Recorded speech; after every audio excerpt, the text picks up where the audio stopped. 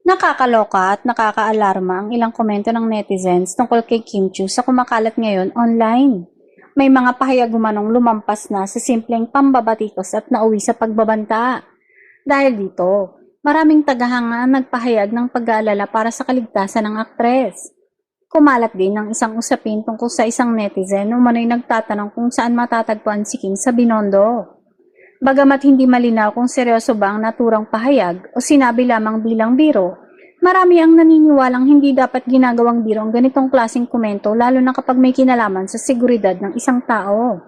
Dahil dito, nanawagan ng ilang tagahanga ni Kim sa mga taong namamahala sa kanyang karir na sana ay mabigyang pansin at maaksyonan ng mga pahayag na lumalampas na sa normal na criticism. Para sa kanila, pwedeng magkaroon ng magkakaibang opinyon ng mga tao pero hindi na dapat umabot sa pagbabanta o pananakot. May ilang fans din na nagsabing sinubukan nilang kausapin ang umano'y nagbitaw ng naturang komento ngunit tila hindi ito umatras sa mga sinabi nito.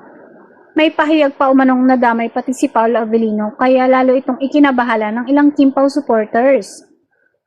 Gayunpaman, mahalagang ma-verify muna ang buong konteksto bago gumawa ng anumang konklusyon.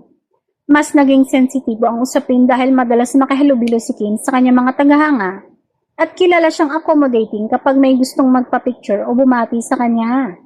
Kaya naman paalala ng ilang supporters, mahalagang maging maingat pa rin ang aktres at ang kanyang team sa mga public appearances.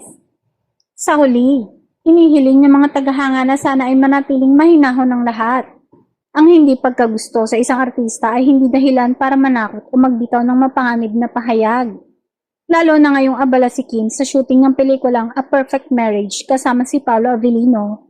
Umaasa ang kanyang supporters na magiging ligtas siya at agad na mabibigyang pansin ng kinauukulan.